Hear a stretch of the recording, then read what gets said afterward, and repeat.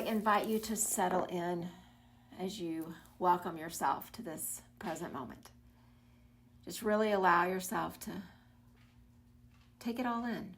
Take in that next breath that's coming in. Take in the sensation of the seat where you are. What it feels like to close your eyes and let go of all the distractions. Just take it all in right here into this moment. And as we take these first few breaths together, just make it a moment of integration. All the parts, the tired parts of you, the distractions maybe in your head, however you physically feel, emotionally, energetically. Just take it all in.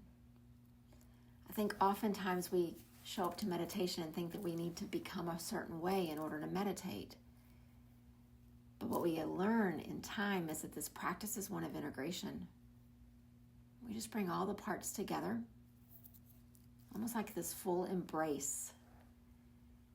And we arrive into this present moment whole, even with the tiredness, even with the busy minds, even with the to-do lists that haven't been done yet.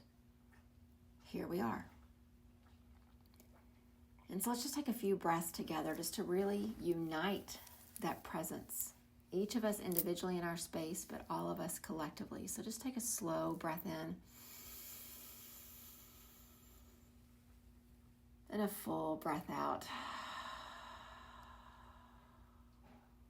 And breathing in and breathing out. One more together, in and out. And settle a bit more. We've been sitting with these sutras about how to concentrate, how to have this one-pointed focus that really allows us to become so acutely aware of that one thing that the distractions around us just begin to get less and less. Patanjali in the sutras talks about so many ways of doing that. Sometimes the focus is the breath. Sometimes our eyes are open and it's the flame of a candle. Sometimes it's that spot right in the center of your forehead, that spot of discernment, that internal eye. And as we settle in on today's Yoga Sutra, 330 is the number of it, he asks us to turn our attention to what's called Manipura, the solar plexus energy center. And he equates this, there's many translations, and I love the way it's said. He says, if you understand the sun, you have a pretty good understanding of the solar system. And he said, if you can understand Manipura, your solar plexus, the center of you, you will have a pretty good understanding of the whole you.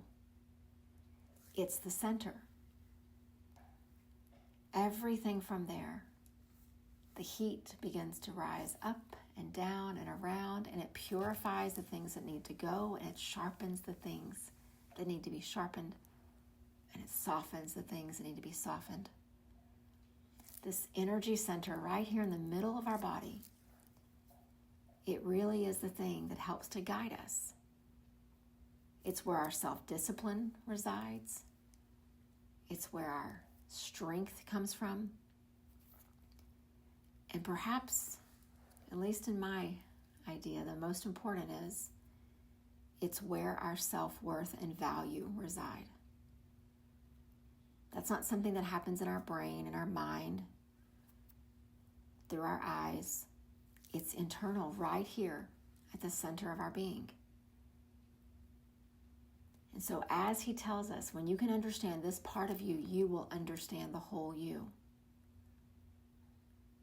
Just think about that. When you can understand this spot that has value, has worth, you'll start to see that the whole you has value and worth. And that as you show up to meditation, you show up the whole you. The tired parts, the quiet parts, the committed and disciplined parts, the distracted parts. And little by little, you start to feel it all integrating together, and you truly understand you. Manipura, this energetic center, it's often associated with the color gold. Gold like the sun. But the element that's associated with it is the element of fire. And we know that fire has so many different properties. Sometimes fire does destroy. And sometimes there are things in our life that the fire, the heat of the center needs to destroy. It needs to pull these things away from us. They're not good for us. They need to go. But we also know that fire makes things flexible. Think about what a blacksmith does with fire. It allows him to do his role as a blacksmith, to take these things that seem so unmoving, so inflexible, and mold them into a way that they are useful. This energetic center of fire does that for us as well. The parts of us that need to be a bit more flexible, that need to be molded, that can be used for something else that's good. When we focus here, the fire does its job. The fire provides heat and warmth. And on a dark night, the fire provides light. And that energetic center right in the middle of us does all of these things. And so what I would encourage us to do is I'd like us just to practice what Patanjali was encouraging us in his words to do 2,500 years ago. He said, focus on Manipura. Focus on that spot above your belly button, below your sternum, right there in the center of you. And when you bring your attention and your focus there, see the warmth of the fire. See the light of it. See all the properties that it represents. And see the potential for what it can do in your life. What it can destroy that needs to go. What it can make flexible and pliable. What it can provide warmth for. And what it can provide light for. And so we're going to turn our attention to that spot. And so just imagine as you sit nice and tall, the belly button is this really concrete part. We know where it is. And so just take your awareness just slightly up a couple of inches. Not all the way up to heart center. If you make it to your sternum, you went a little too high, so just go right below there. And see if you can just focus. Sometimes I like to put my hand just right there and just imagine this energy center of power, of heat, of warmth, of light, of value. Just focus there for the next few breaths.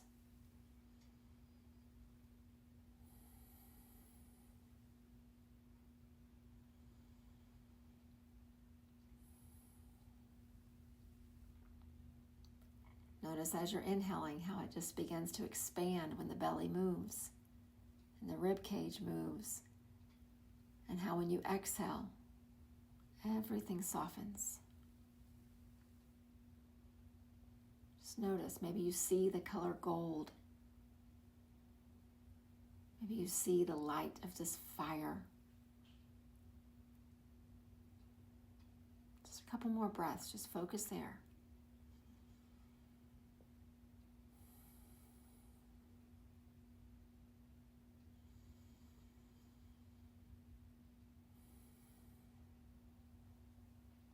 And if you do have your hand in that spot, you can let it go. What I'd like us to do is bring our physical yoga practice into our meditation practice. Not that we're going to do it, but I'd like us just to picture ourselves when you're holding a plank or when you're in a down dog.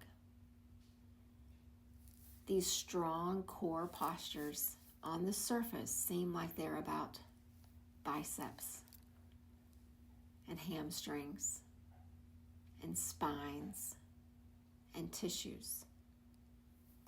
And while those are benefits of those postures, the reason we focus on the core so much in yoga, the physical yoga, is we're trying to keep the light and the fire of Manipura stoked.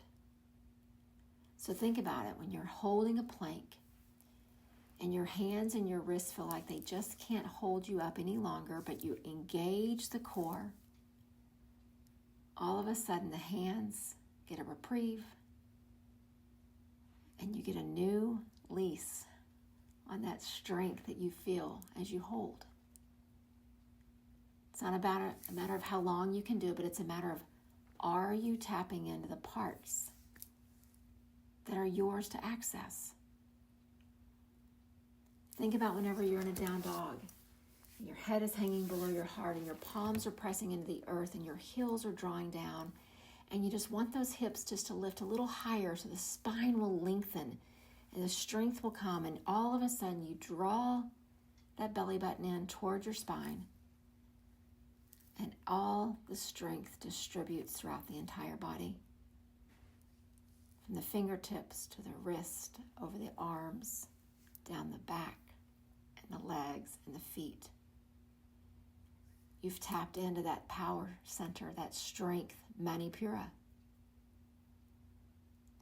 Think about whenever you have something heavy to pick up and you try to do it with your legs and it just doesn't work, and all of a sudden you remember your core and you bend down and you engage that core, and all of a sudden the thing that you're lifting, it's heavy, but it doesn't seem unattainable. That's the strength of Manipura. It shows up for us in physical ways. It manifests in all kinds of ways as we move through the world, we move on our mat. But all that it's doing in these physical manifestations is reminding us of its power. Think about the blacksmith again. The power to become flexible. The power to be courageous enough to let things burn away that need to go from your life. The power to constantly remind yourself that no matter how dark the world may seem, you have light within. So these physical manifestations are just reminders again and again and again. And as the ancient teachers tell us, if you can understand the sun, you have a pretty good chance of understanding the entire solar system. And if you can understand Manipura, this power center right there in the middle of your body, you've got a pretty good chance of understanding the whole you. And so I want us just to pause here and just ask ourselves, do you believe in the strength that you have? Not the physical strength, but the internal strength that shows up in all kinds of ways as well as in physical manifestations. Do you believe that you are strong?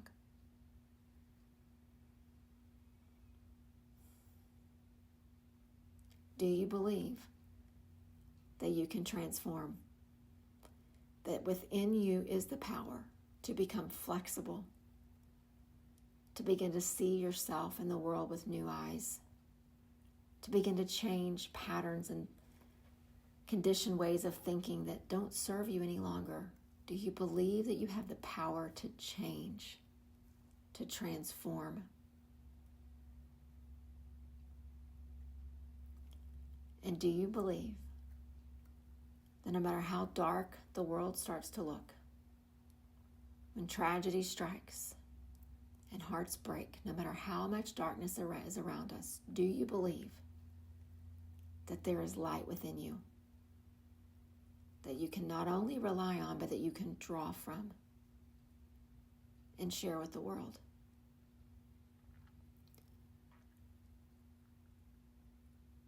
I hope that those questions are almost rhetorical in the same way that I would ask you, do you believe that the sun shines all the time? Because the one thing we know about this practice is it is consistent. It's always here waiting for us. We just have to show up. Trust it. The light never changes any more than the sun dims. The fire doesn't go out any more than the heat of the sun becomes cool.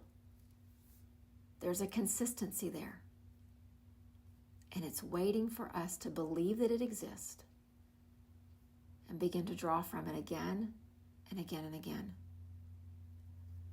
And so let's just sit quietly for just the next minute or so and just think about that. Do you believe that you are strong?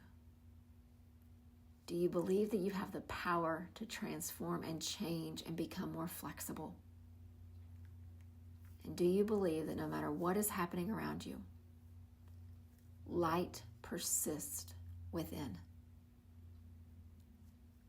So let's just pause here and breathe and just see what you notice, what comes up in your thoughts. What sensations do you feel?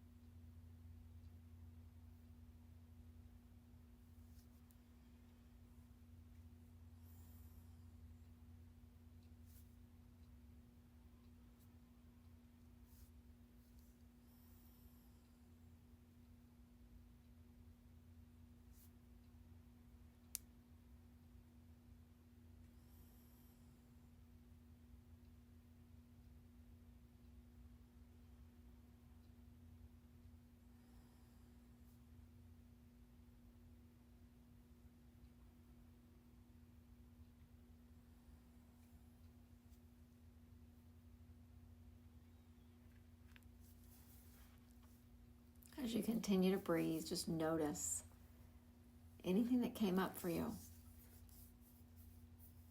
And maybe go ahead and turn your attention back to that spot right above the belly button, right below the sternum. Allow yourself to sit tall. Picture the light. Picture the fire. Picture the strength. And in the days to come, begin to sit with that.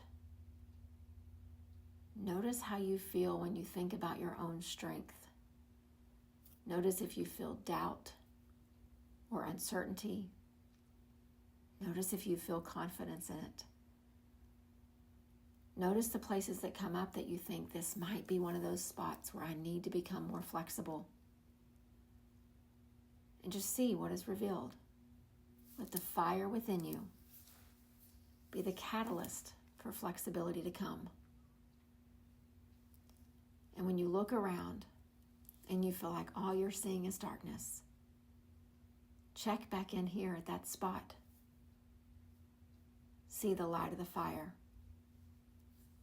And realize that just because there are moments in our day that we're not paying attention to it, it never goes out. It is as consistent as the sun, and it is a source that we can draw from again and again and again. Mani Pura. Understand that, and you will begin to understand all of you. Namaste.